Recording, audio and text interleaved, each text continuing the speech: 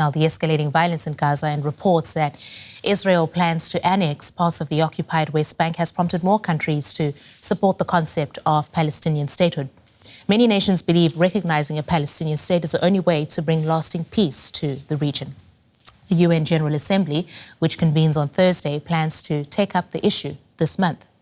Now, 147 of the 193 member states of the UN have recognized a Palestinian state, and most recently, Mexico in January 2025, with Britain, France, Canada, Australia and Belgium recently announcing they will also do so at the General Assembly. But Western officials are debating whether what some consider a symbolic gesture could backfire under Israel's current government. Almost 40 years since Yasser Arafat first declared Palestinian independence, momentum is now building. More than 140 countries have now recognized Palestine, and several European governments are signaling they may follow.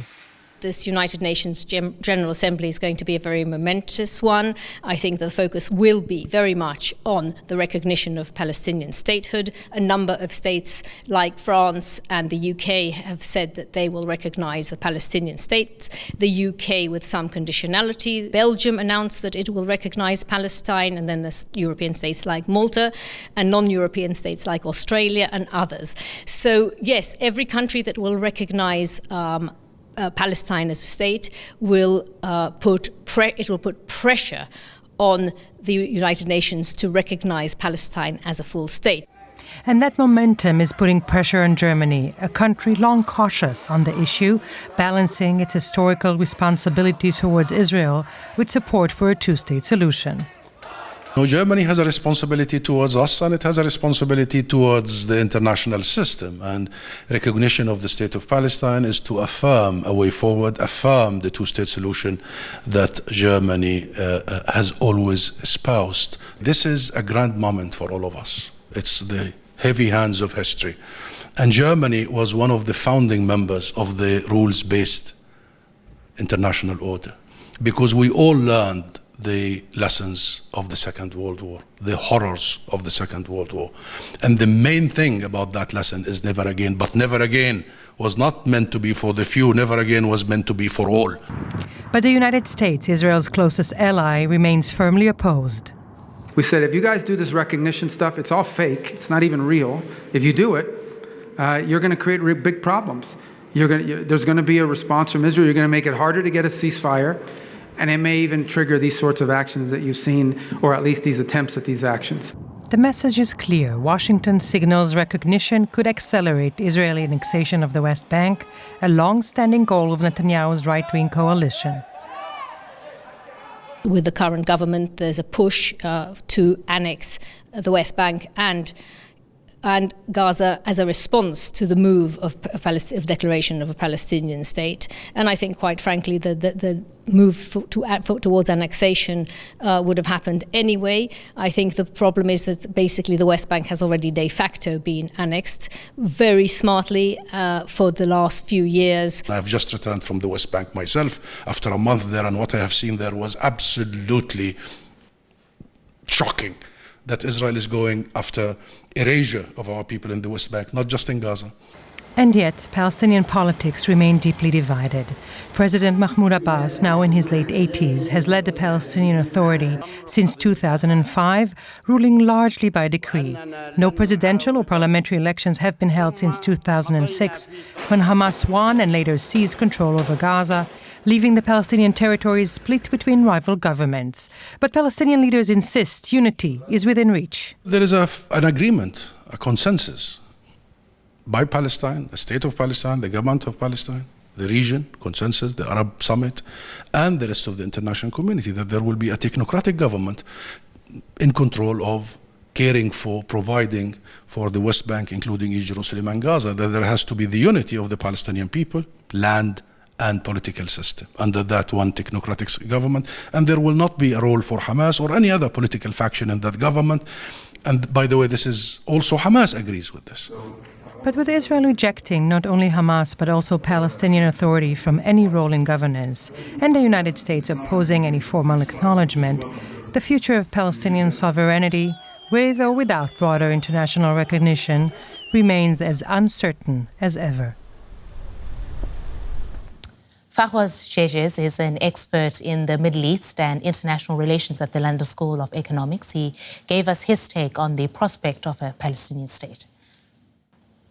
I think the principle of a two-state solution, an Israeli state and a Palestinian state, is almost disappearing before our own eyes.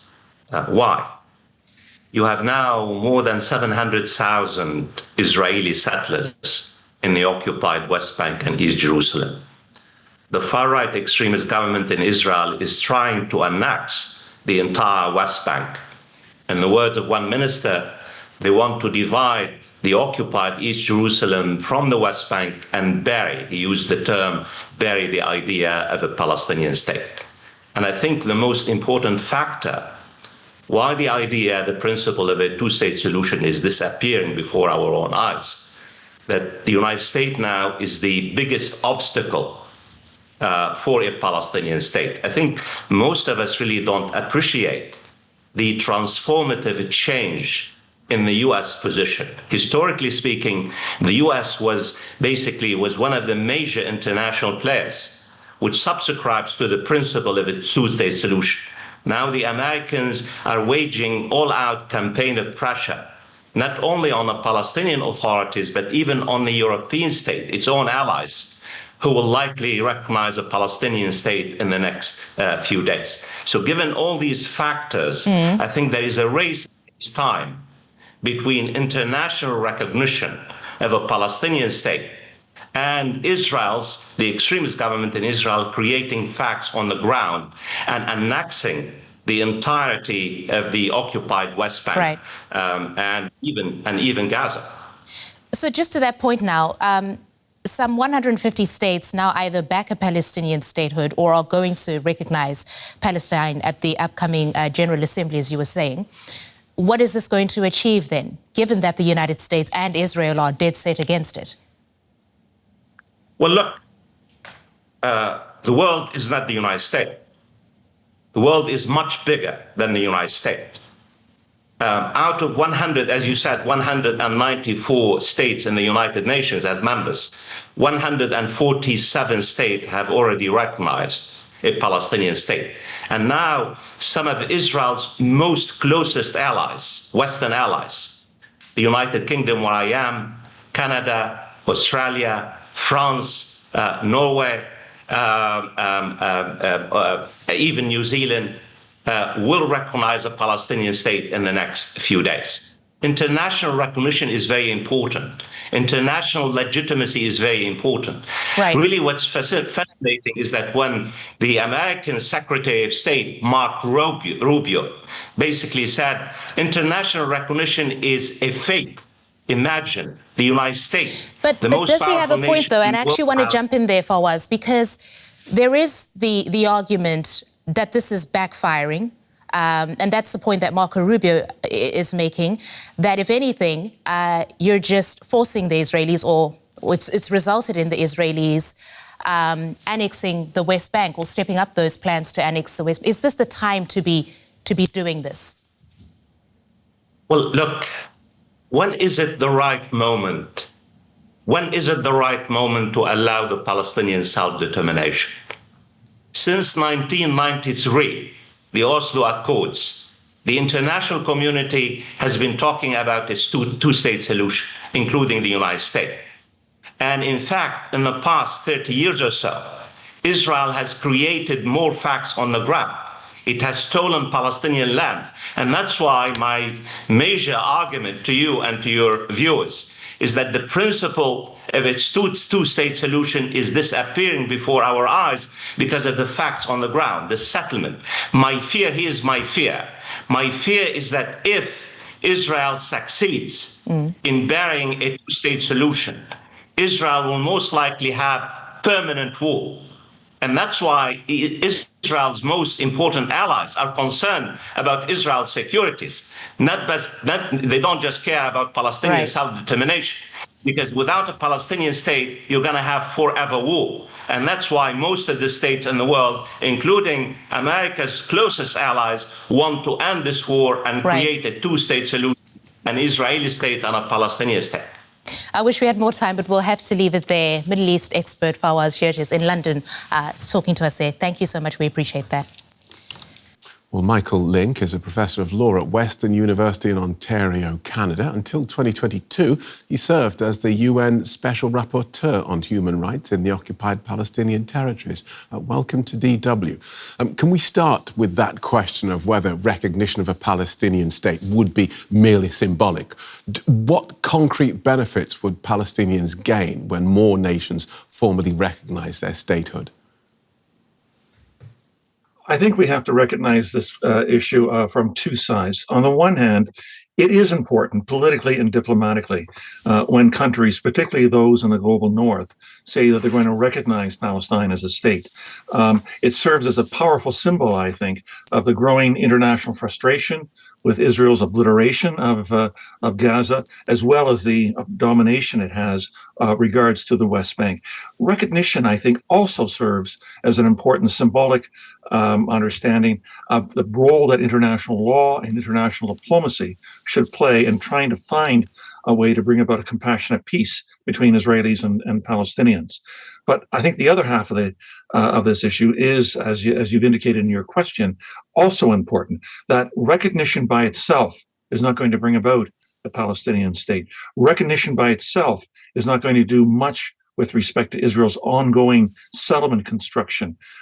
Keep in mind that in 2013, when U.S. Secretary of State John Kerry announced that he was going to make a last-ditch effort to bring about a Palestinian state through a diplomatic process, there were about 350,000 Israeli settlers in the West Bank. And he said at that time that we only had a window of 18 to 24 months to bring about a Palestinian state. In 2016, the UN Security Council in Resolution 2334 said that Israeli settlement expansion was dangerously imperiling the viability of a two-state solution. At that time, there were 400,000 settlers in the West Bank. Today, in 2025, we have around 520,000 Israeli settlers on the West Bank, and it's increasing between 15 and 25,000 settlers a year. So recognition is important, but recognition without anything else about imposing costs on Israel for making the possibility of a Palestinian state almost impossible is the issue we really have to confront. OK, so you have to send these signals and then you have to take action. We have to admit, though, don't we, that if these recognitions are meant to serve as diplomatic signals to put pressure on Israel to halt its offensive in Gaza, to stop the settlements in the West Bank, then at the moment, those signals aren't working, with the numbers standing at 147 of the 193 member countries already recognizing it. Oh, I'm in agreement with you on that. We will probably by the end of September have around 55 member states having recognized Palestine. That's almost the same number, 164 member states who recognize the state of Israel. And yet the fact that 3/4 of the UN membership will be recognizing the state of Palestine hasn't slowed down the disappearance of the possibility of a Palestinian state, with 360 Israeli settlements in the West Bank and in East Jerusalem. So if this is meant as a true path to finding a genuine and lasting peace in the Middle East, this is one step forward, but it's not one step all by itself that's going to bring that about. All right. I want to put to you something that Israel has been saying about recognition, which is the argument that recognizing a Palestinian state mostly benefits Hamas and encourages the terror group to prolong this conflict instead of ending it. I disagree. I think not recognizing a Palestinian state and taking concrete steps towards making sure it comes about winds up recognizing Hamas. As long as there is a political and diplomatic vacuum towards creating a Palestinian state, as there has been for some time, then that political void gets filled by those who think the only path forward is through arms.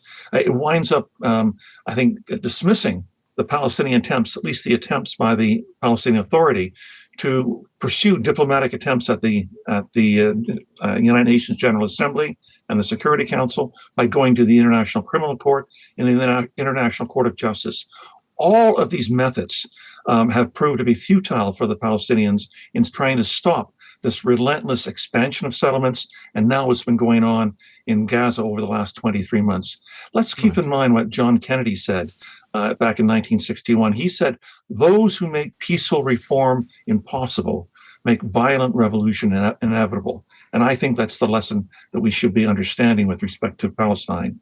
Thanks for talking us through that so clearly. Former UN Special Rapporteur on Human Rights in the occupied Palestinian territories, Michael Link. Thank you so much. Thank you very much.